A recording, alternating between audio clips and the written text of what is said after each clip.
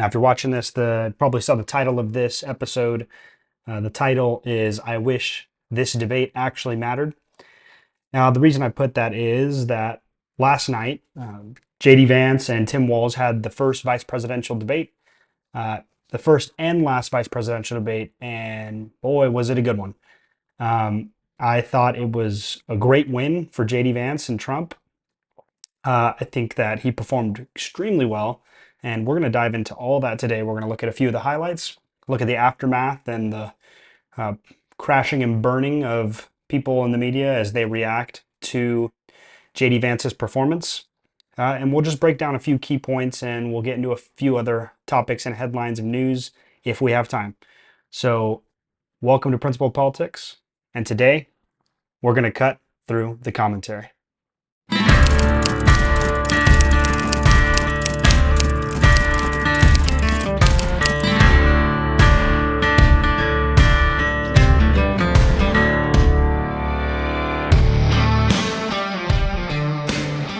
So as I open here in this episode, I just want to give some raw thoughts and opinions on the debate. I watched it last night with my wife. We spent a little bit of time watching it. I watched it from beginning to end. And honestly, just laying it out there, my genuine thoughts about vice presidential debates is 9 times out of 10, honestly, 9.5 times out of 10, they're very, very inconsequential. And hence the title of this episode. You know, most time nobody watches them, nobody pays attention to them. They really, really don't have much of an effect on the outcome of most presidential races.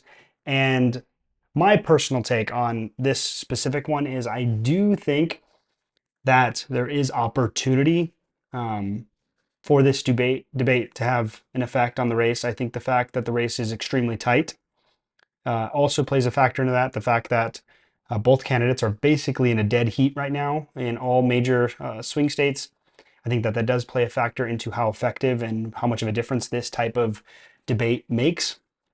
But the rule is that these debates really don't make much difference. And so I hope, and if I am hopeful, I hope it does make a difference and does push forward the agenda for Donald Trump to be elected. But my pessimistic side probably leans more towards the fact that it probably won't have too much an effect. But with that being said, I mean, this is just one of the best debate performances I've witnessed in quite a while, even just in recent memory of politics and just analyzing how debates have taken place in the past, decade or so, in the past few cycles. Just the way it was conducted, I think JD Vance just did a very good job of being he was smooth, and I heard a lot of comments and I saw a lot of comments of people kind of comparing this debate to, obviously it's a vice presidential debate, so it's not as important as this debate in history, but to a JFK Nixon kind of dynamic that they had going on. And I definitely could see that in different, a lot of elements of it. And we'll get into clips and we'll show a lot of that. But you look at JD Vance, he's smooth, he's elegant, very calm and composed throughout the entire thing. He didn't let the moderators shake him. Tim Walz definitely didn't shake him, and he just was really, really good at the way he presented himself. And going into this, Tim Walz's goal and his objective coming into it was to advance the narrative that JD Vance is a weirdo, that he was a weird guy, and he really, if on that front, failed miserably. JD Vance, by all accounts, came off as a very likable, very calm, very reasonable character, and Tim Walz didn't really push anything. In fact, many times you'll see throughout some of the clips, they actually at many times began to agree with one another, saying, I agree with you here, but this, or I agree with you here, but that. And I think that may be my only point of criticism for the side of JD Vance was the missed opportunity to really criticize Walz and Harris and basically point out how radical they are. Now I get it, I think Ben Shapiro says it best, and a lot of other commentators make this analysis, which I agree with, is that the best rule of thumb is do no harm. And I think that he did just that. He did no harm. And in fact, I think he may have had a great benefit to the Trump Vance campaign and their election, hopefully, with everything happening with this. So, without further ado, we're going to look at a few headlines from a few sources. We're going to get right into it, and then we'll play a few clips, and we'll kind of just walk through how this debate played out. And so those are my first thoughts on the front end of this episode. So let's hop right into it. Let's take a look at this first article. So just on the front end, I want to look at this first article because it's fascinating seeing the reaction from the media. I think this testifies to how good of a job JD Vance did. And of course, the media is just a bunch of soulless hacks, and they do try and create false narratives, and they did that in a lot of areas with this. But it's just fascinating to see that he did such a great job that they were forced, because they didn't, media always wants to seem trustworthy, reasonable. They were forced to have to make the analysis of just the reality of the situation, which was that Vance outperformed Walz just flat out. He just performed better than he did in every area. So here's the headline. It says, even leftist media think Vance won the VP debate. Numerous outlets said Vance won, while Walz look shaky. And we'll get into this, and we'll show a few clips of this, some side-by-side pictures even. Walz had, he took a lot of notes. He was writing on his pad a lot. He, many times when speaking, would speak, he's very, with a lot of, I don't want to say enthusiasm, but he's very loud. And his eyes were wide open. Like, he'd have wide open, big old buggy eyes, and he'd just be looking at the camera kind of like that. And Walz was very calm, very cool, and he talked very smooth, as opposed to Tim Walz, who, many times did appear shaken up. So following the vice presidential debate on Tuesday night, many of the legacy media were forced, hence my point, forced to admit that Republican VP candidate J.D. Vance won the night against Democratic nominee Tim Walz. While many in the media declared Walz the winner, others acknowledges Vance's grasp of the issues and Walz's shaky performance. Jonathan Karl of ABC, for example, said, Walz did seem unsteady, and frankly, what I saw in Walz is somebody who has not faced questions on a national stage. And I think that's very true. I saw many comments in a lot of the videos that I watched pointing out the fact that, a lot of times Walz didn't have much national experience. And it's not saying that Vance does either. I mean, of course, he's a senator, so yes, he does deal with, for 4 years, the past 4 years, he has done with national issues better, but it just seemed like Walz really didn't know many of the answers to a lot of the questions that he was being faced with. So here's this clip of Jonathan Karl making this comment on the debate. But first, David, I got to say, I think that Walz did seem unsteady. And frankly, what I saw in Walz is somebody who has not faced questions on a national stage since he became the Democratic nominee. He was simply out of practice. I mean, I don't know why they've done it, but they've kept him out of the limelight. They've kept him away from reporters. They haven't had him do any interviews. And he was clearly unsteady through much of that debate. And in contrast, J.D. Vance was very smooth. He took the arguments not to Walz. He was very respectful of Walz, took it to Kamala Harris. Well, there you have it from Jonathan Karl making that analysis, which I agree with. I think, here's the funny part about it. The Trump-Vance campaign, I don't know the exact statistic. In fact, let me pull it up here. Here it is right here, looking at this. The J.D. Vance Trump ticket has done a combined 61 interviews since August compared to 23 for Harris Walz. I mean, that is just blowing them out of the water. When you look at the way the debate basically unraveled, I mean, you can definitely see that kind of playing into the way in which the debate was carried out. J.D. Vance was, like we said, he was elegant, he was smooth, he was very calm. He looked like he was just in his element in all aspects of it. And in a lot of areas, Tim Walz didn't seem like he was in his element in a lot of times. So moving on throughout the article, let's look at the next part of this. Here was CNN, even after the debate, Abby Phillip making a comment about Tim Walz's performance and making an analysis on that. Let's take a look. I think we shouldn't lose track. I think even in the civility of the fact that J.D. Vance came to this debate to land a bunch of punches, and he did. He landed a lot of punches in between all the niceties and all of that. And the thing that really stood out to me was that Tim Walz did not seem prepared for it. Well, there you have it from even CNN making the analysis that Tim Walz was not in any way, shape, or form prepared. And a lot of punches JD Vance definitely did. He did definitely make a lot of punches, fired on a lot of points. Now, like I said, and like a lot of commentators in the conservative realm have said, maybe not to the extent that we would have liked to see, but from a vice presidential debate, he brought it a lot, and he really did bring a lot of really good points and a lot of really great moments and clips in which you can see him pushing back on the even the moderators in many ways. Here's Jake Tapper after the debate, making comment also with CNN. Here's Jake Tapper and what he had to say. Debate club in college, right?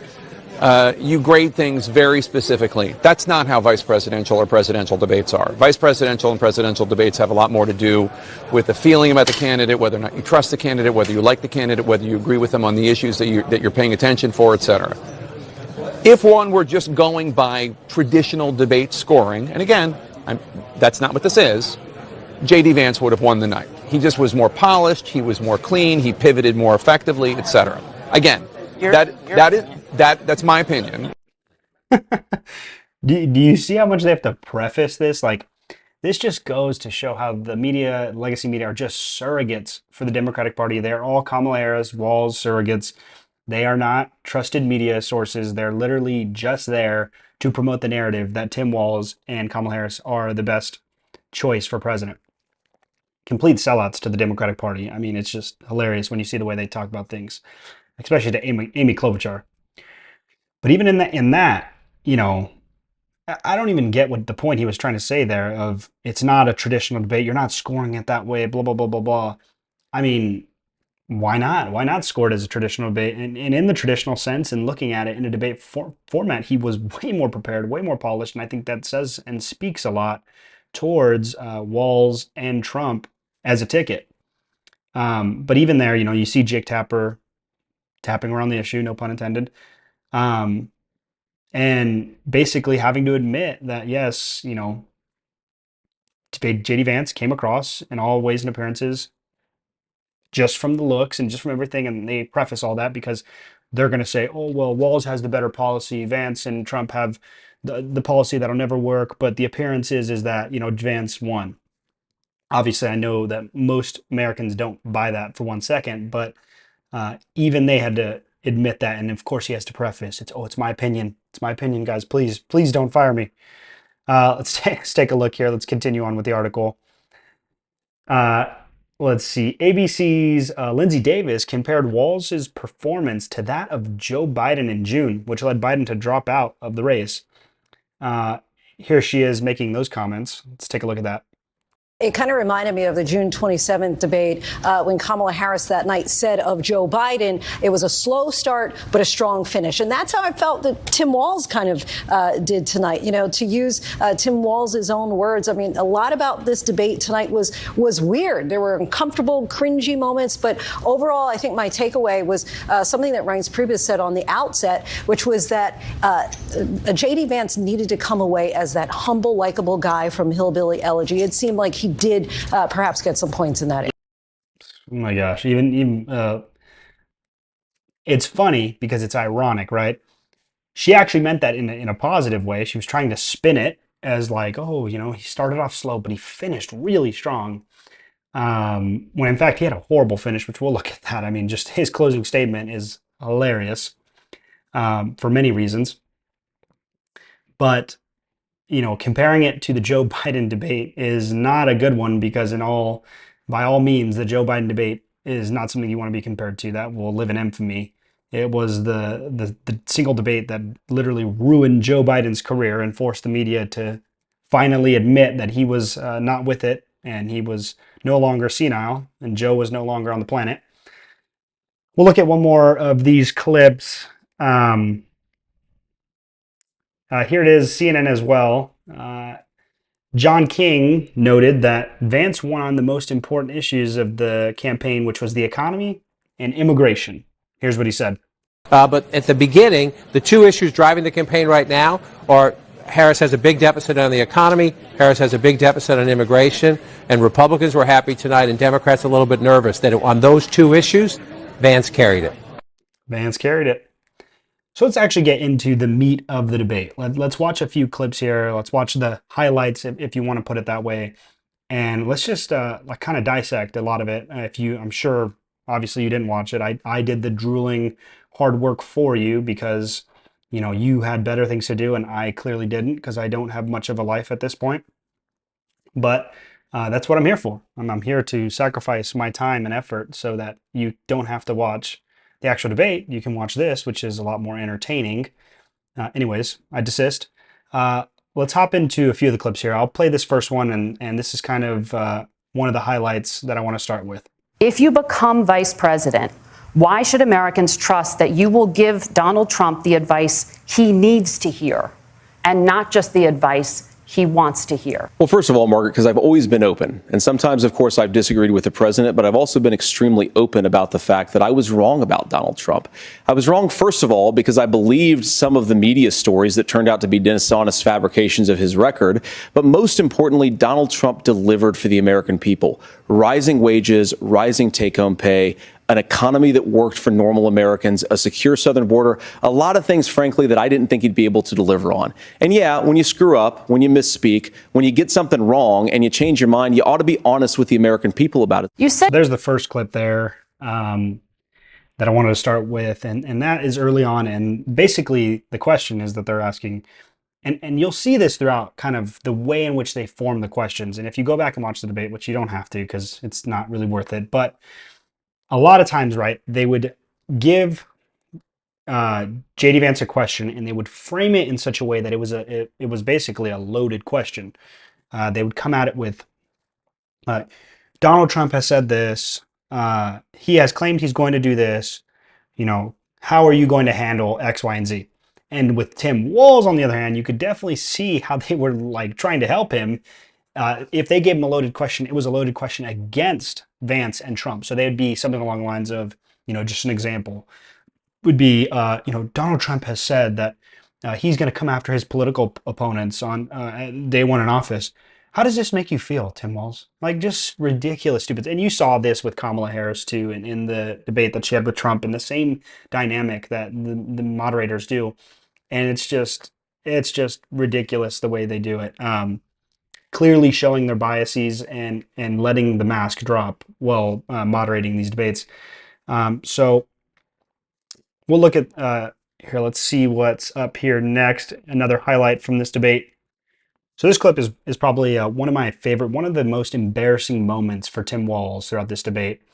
And it comes at a point where one of the moderators asks if Tim Walz misspoke or if he was telling the truth when he claimed that he was in Tiananmen Square in China during the protest and during everything that happened there during that time period. And it actually came out from many sources that he was lying about that and he actually wasn't there, which obviously, knowing Tim Walz, he has a pretty hefty record of lying and not telling the truth when it comes to his experience, military experience not excluded from that.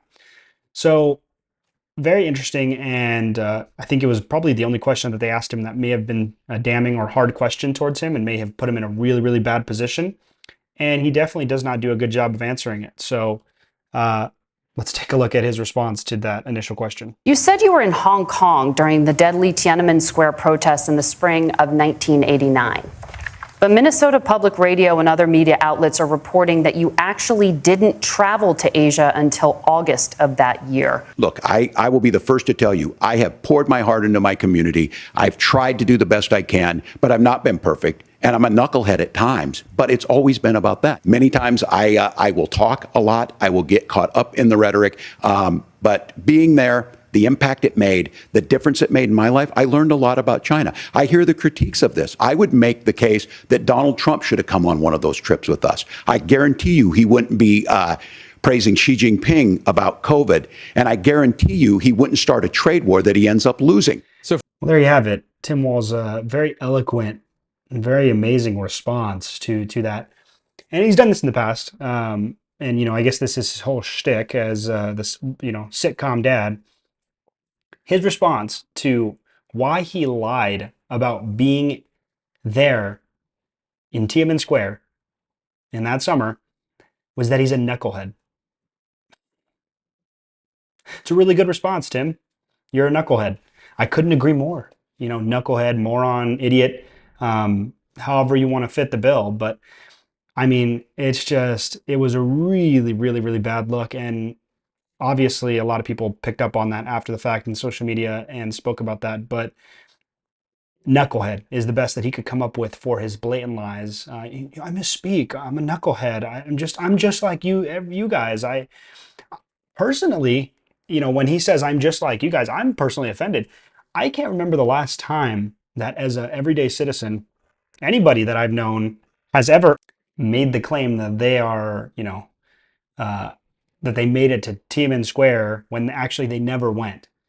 That there's a difference between, maybe saying, oh, like I visited China and I was playing with a certain item or I was doing a certain activity and someone's like, what were you doing? And then you describe it in an inappropriate way and they get the gist of what you're saying, but you just basically weren't cultured to understand what that, thing that you were doing was. And so you describe it in a very simple and, way in which you can't understand it because you're not from there. That's fine. That's understandable. But it's a completely different story to fabricate a complete lie that you visited a very, prolific event in China, very horrendous event, and to say that you were there when you weren't actually there. I'm pretty sure you would remember that, Tim, if you were actually there during that summer. So that's the response we get, is that Tim is a knucklehead. And so I think he couldn't have said it better, Tim. Now I want to show this exchange. I think it was one of the probably the best moment for J.D. Vance throughout this entire debate. Basically, the line of questioning comes in as the two candidates begin to speak about illegal immigration. And J.D. Vance gives very great points on illegal immigration. He talks very, eloquently about it, lays out a great plan, and really sticks it to Kamala Harris, about she has been in office for the past 3 years. She was the border czar. We need to stop the bleeding. Does a fantastic job of that. And then, of course, as it always leads, the comments that, Donald Trump made about Springfield, Ohio, the Haitians, everything going on there, of course, comes up. And so J.D. Vance addresses that. And, it appears to me that before the debate, there was an agreement that the moderators would not do any fact checking. Yet, they just could not resist. They were chomping at the bit to be able to get a fact check in there, especially with everything going on in Springfield, Ohio. So let's take a look at this exchange between J.D. Vance, and this is by far the best exchange he has, where he challenges the moderators on their fact check of him, and it was a real highlight for J.D. Vance throughout this. So let's take a look. Now, Governor Walz brought up the community of Springfield, and he's very worried about the things that I've said in Springfield. Look, in Springfield, Ohio, and in communities all across this country, you've got schools that are overwhelmed. You've got hospitals that are overwhelmed. You've got housing that is totally unaffordable because we brought in millions of illegal immigrants to compete with Americans for scarce homes. The people that I'm most worried about in Springfield, Ohio, are the American citizens who have had their lives destroyed by Kamala Harris's open border. It is a disgrace, Tim. And I actually think, I agree with you. I think you want to solve this problem, but I don't think that Kamala Harris does. To clarify for our viewers, Springfield, Ohio does have a large number of Haitian migrants who have legal status. Temporary protected status. Well, Margaret, but thank you, Senator. We have so much to get to. Margaret, I think it's important because we're going to turn out of the economy. Thank Margaret, you. The rules were that you guys weren't going to fact check, and since you're fact checking me, I think it's important to say what's actually going on. So there's an application called the CBP One app, where you can go on as an illegal migrant, apply for asylum or apply for parole, and be granted legal status at the wave of a Kamala Harris open border wand. That is not a person coming in, applying for a green card and waiting for 10 years. That is the facilitation of illegal immigration, Margaret, by our own leadership. Thank you, Senator, for describing the legal process. We have so much to get to, Senator. Those laws have been on the books since 1990. Thank you, gentlemen. The CBP One app has not been on the books since 1990. something that Kamala Harris created, Margaret. Gentlemen, the audience can't hear you because your mics are cut. You know, Gosh, these people are the worst. They are just the worst. Oh my goodness, these moderators are just make you want to just jump off a cliff. Anyways, great moment for JD Vance. I think that was probably his best moment throughout the entire debate, was really when he really went after the moderators for the fact check, because that was just a despicable moment by them. They agreed not to fact check. She just couldn't resist. She had to go in there and make this claim that they have legal status. Okay? How do you get legal status, though? That's the point. And I don't think a lot of people talk about this enough when it comes to the problem of illegal immigration. Is you have people who cross illegally. After they cross illegally, they don't come through the port of entry, and then they just go, they put a seat, the exact application that he referenced, and they say, I fear to go back to my country, and we just let them in. Unvetted, everything, just simply, they come across illegally, we find them, it's called catch and release, we catch them, we release them into the interior, and then they are legally there, technically, but the way that they got here was illegal by every, definition of the word. And so JD Vance does a great job making that point, really drives that home. And I thought that was by far one of his best moments of the debate. We'll look at a few more moments here, and then I want to get into really the aftermath of this debate and kind of wrap up this topic and talk about, I think, a lot of the analysis I made in the beginning, you can make the judgment for yourself. I gave my opinion in the beginning, but, I definitely do think that this debate could have some very good consequences in the direction of Trump and Vance, just based on the performance and how overwhelmingly, basically unanimous it was that JD Vance took this one home. But at the same time, it is a vice presidential debate. So let's take a look at this, a few more clips here. Here's another great moment in the debate, kind of going towards the two main issues were the economy and immigration. Those are the two things that the country cares about right now. Abortion and other topics do come up throughout this, and gun control and all those things. Those things are considered, to my chagrin and to my dislike, abortion is considered kind of off the table. And, I get it for strategic reasons. And I think that there's some other commentators that may agree with me in my frustration in that.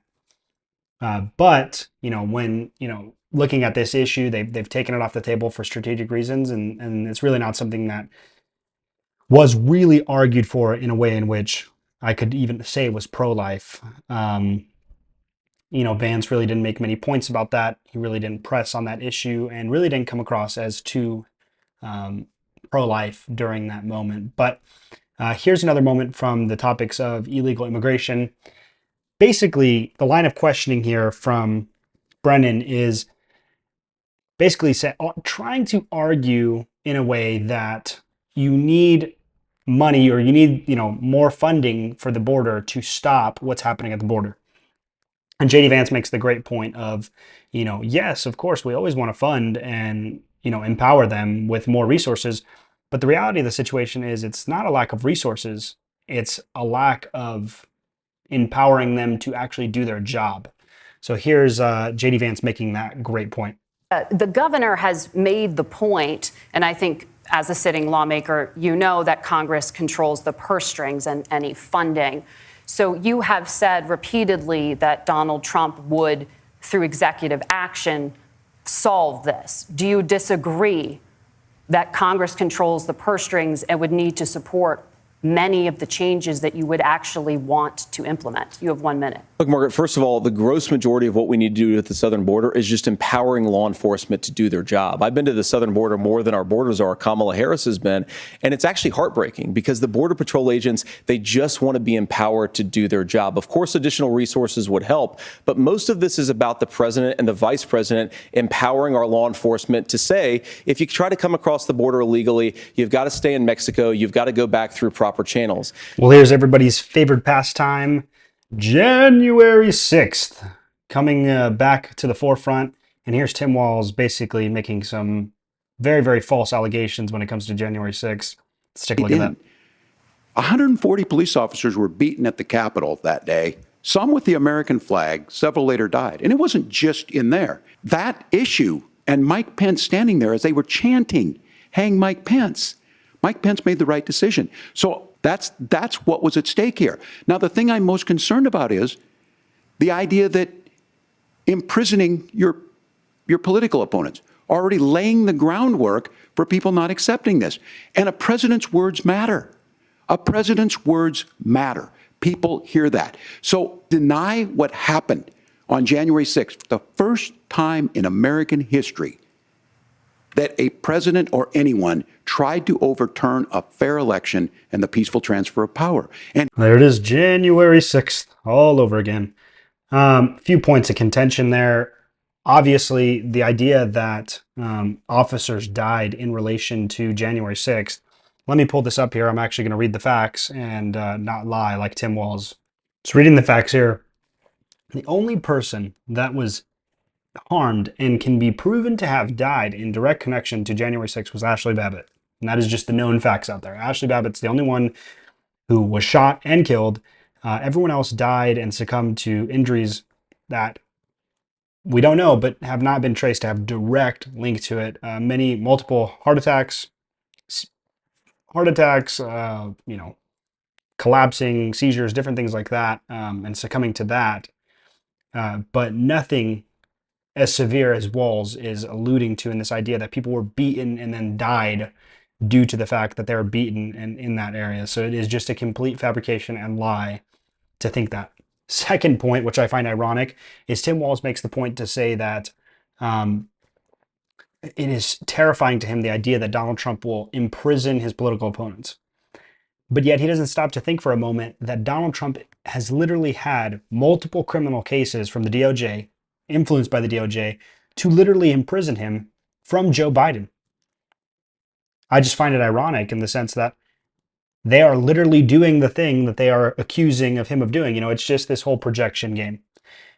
You do it, therefore you accuse your political opponent of doing it, therefore that nobody looks at you doing it. It's all hearsay. So with that being said, I think we've seen a good amount of it. If you want to know more about the vice presidential debate, I think it's very clear to see just from the clips that I've shown that J.D. Vance did a very good job. Walz seemed flustered. Walz did not seem in his element. We'll end with two last clips here. I want to show this funny kind of meme thing that's been going around in connection to Walz, and I think it's not Walz, J.D. Vance, excuse me, that I know that he did on purpose and that he was advised on, and it was a great look for him. They call it basically breaking the fourth wall or doing a Jim Halpert. So let's pull that up. I want to show you a few clips / memes from the reactions to that. So here's just one part of basically a little snippet tweet that went viral in conclusion to it. And it's J.D. Vance like, chat, how we feeling about this? And he did this multiple times and it was great. He was able to do this and to kind of get away with that Jim Halpert kind of look to it. There was this great comparison by Brittany Martinez. J.D. Vance keeps breaking the fourth wall. Bury Jim Halpert. He's appealing to millennial women. And I think that is indeed true in this case. I heard this analysis made from a few at the Daily Wire and many other commentators. It really did appear that, if anything, the main objective of J.D. Vance going into this was to appeal to millennial women. And that's the one area where Kamala Harris has a real foothold and where there's a real gender divide. You have young men and men in general who are kind of in swaths coming towards the conservative movement, but there is a big divide between men and women, and very many suburban women are leaning towards the Kamala Harris camp, especially white rural women or white suburban women who are all committing to the Harris camp. And I think that a lot of this appeal that he was able to make maybe gave more, appeal to those women, tended towards those women, the kindness, the empathetic, sympathetic, just very caring side that really came out of J.D. Vance. And I think that's why he maybe didn't go on the attack and wasn't as aggressive as he could have been. And I think that may have been a big influence on the strategy that he had throughout the entire debate. With all that being said, we'll look here at the two closing remarks and we'll make some notes on that. And I just think the closing remark of Tim Walz is hilarious because he gives a few shout outs and talks about Kamala Harris's coalition. when maybe he shouldn't have done that necessarily, because it really is pretty revealing. So let's take a look at the closing remarks and then we'll wrap this up. Well, thank you, Senator Vance. Thank you to CBS News. And most importantly, thank you to all of you. If you're still up and the folks who miss Dancing with Our Stars, I appreciate it. But look, the support of the democracy matters. It matters that you're here. And I'm as surprised as anybody of this coalition that Kamala Harris has built, from Bernie Sanders to Dick Cheney to Taylor Swift, and a whole bunch of folks in between there. And they don't all agree on everything, but they are truly optimistic people. They believe in a positive future of this country and one where our politics can be better than it is. And I have to tell you, that better than it is the sense of optimism that there can be an opportunity economy that works for everyone, not just to get by, but to get ahead. And the idea that freedom really means something. Not the freedom of government to be in your bedroom or exam room, but the freedom for you to make choices about yourself. Now, look, we all know who Donald Trump is. He's told us, and as Maya Angelou said, believe him when he told you that. His first inaugural address talked about American carnage, and then he spent 4 years trying to maybe do that. Senator Vance tonight made it clear he will stand with Donald Trump's agenda.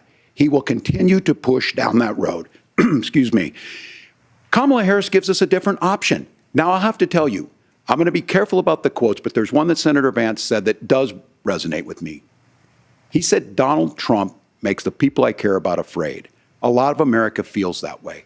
We don't need to be afraid. Franklin Roosevelt was right. All we have to fear is fear itself. Kamala Harris is bringing us a new way forward. She's bringing us a politics of joy. She's bringing real solutions for the middle class, and she's centering you at the heart of that. All the while asking everyone, join this movement, make your voices heard. Let's look for a new day where everybody gets that opportunity and everybody gets a chance to thrive. I humbly ask for your vote on November 5th for Kamala Harris. Oh, the joy. Joy, joy, joy, joy, joy. So there you have it again from the Tim Walz, the Walz-Harris campaign. Going back to the same well, trying to drink from it again. The joy. The joy. And you saw what I meant there, right, in the beginning. The coalition of Harris from Sanders, Bernie Sanders, which, hey, dropping the mask again. Dick Cheney, okay, yeah, he's your most conservative, right? To Taylor Swift. You know, I think when he was writing on his notes the entire debate, if you'll watch it, he was writing on his notes vigorously. And, you know, that's the best he could pull out of his mind in the hat trick. You know, they rehearse these things. That was really, really an egregious coalition name dropping event. First off, those three people are extremely liberal and do not appeal to your average American by any sense of the word. So let's take a look here in contrast, and let's watch the closing remarks of J.D. Vance, Senator J.D. Vance, in the vice presidential debate. Let's take a look. Senator Vance, your closing statement. Well, I want to thank Governor Walz, you folks at CBS, and of course the American people for tuning in this evening. And one of the issues we didn't talk about was energy. And I remember when I was being raised by my grandmother, when she didn't have enough money to turn on the heat some nights because Ohio gets pretty cold at night and because money was often very tight. And I believe, as a person who wants to be your next vice president, that we are a rich and prosperous enough country where every American, whether they're rich or poor, ought to be able to turn on their heat in the middle of a cold winter night. That's gotten more difficult thanks to Kamala Harris's energy policies. I believe that whether you're rich or poor, you ought to be able to afford a nice meal for your family. That's gotten harder because of Kamala Harris's policies. I believe that whether you're rich or poor, you ought to be able to afford to buy a house. You ought to be able to live in safe neighborhoods. You ought to not have your communities flooded with fentanyl. And that, too, has gotten harder with because of Kamala Harris's policies. Now, I've been in politics long enough to do what Kamala Harris does when she stands before the American people and says that on day one, she's going to work on all these challenges I just listed. She's been the vice president for 3.5 years. Day one was 1,400 days ago, and her policies have made these problems worse. Now, I believe that we have the most beautiful country in the world. I meet people on the campaign trail who can't afford food, but have the grace and generosity to ask me how I'm doing and to tell me they're praying for my family. What that has taught me is that we have the greatest country, the most beautiful country, the most incredible people anywhere in the world. But they're not going to be able to achieve their full dreams with the broken leadership that we have in Washington. They're not going to be able to live their American dream if we do the same thing that we've been doing for the last 3.5 years.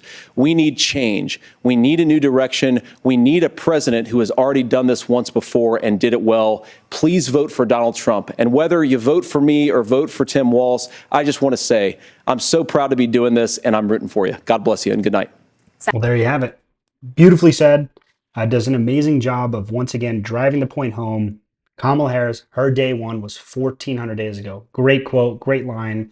And once again, just smooth, eloquent, and just does a great job of wrapping it all up in that concise bubble and putting a beautiful bow on top. One with a few little analysis here is from the Daily Wire. Top pollsters focus group overwhelmingly gave the victory to Vance over Walz in the debate. Vance appeared very battle-ready, battle-tested, very ready. You could just see he went to Yale, and he's a very intelligent guy, which is very true. Top pollster Frank Lunt's focus group overwhelmingly decided that Senator J.D. Vance from Ohio was the victor against Minnesota Governor Tim Walz in the CBS presidential debate. Wednesday on X, Lunt shared a clip of his post-debate focus group and wrote an overwhelmingly majority, 12-2, said J.D. Vance won the debate and also felt that he was far better at communicating the MAGA agenda than Donald Trump even is. In the clip, shared by the pollster focus group, analyzed the responses of both President Trump and Vice President Harris, running mates, and found that it wasn't even close. Some of the answers the group gave were that Vance appeared very battle-tested, very ready, and you could just see he went to Yale and he's very intelligent. Another person added his strong control of facts, noting that Vance ran the show. Let's take a look at a clip from that. In a post-debate focus group, an overwhelming majority said they thought that Vance won last night. Here's why. He's very battle-tested, very ready, and you can just see that he went to Yale, and he's very intelligent, and he reassured a lot of people, I think. Somebody else. It was his strong control of the facts. He ran the show. He remained steady during the whole performance, and I was very impressed with him being very sincere and authentic. He humanized himself and actually looked like a regular guy. Well, there you have it from the pollsters there in the focus group, even admitting as much that, he just did a great job. Very steady, very human, came across as very likable. And even CNN had to air that to their embarrassment, showing that J.D. Vance just ran away with it. So as we conclude this episode, there was a few other things I did want to get into. I'll have to postpone those off for tomorrow. I think that this has ran long enough. But